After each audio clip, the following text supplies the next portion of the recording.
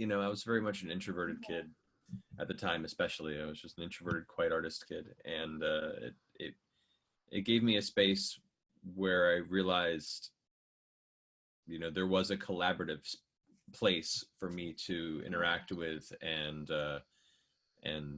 learn how to interact with other kids.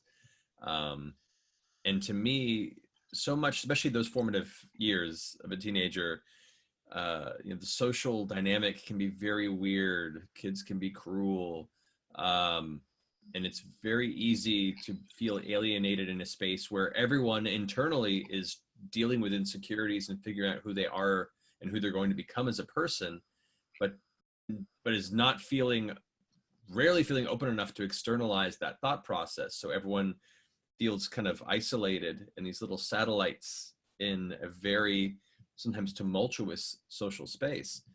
And for me, one of the major positive impacts of a role-playing game experience was it put me and other kids like me in a collaborative area where we were forced to work together to deal with our differences, but also focus on our similarities and our strengths and help each other, fill in those gaps to work towards a common goal. And I think for me, it helped me become more comfortable with working in a group. It made me feel more comfortable in learning to be empathic and, put myself in the shoes of other people who have different perspectives and different experiences.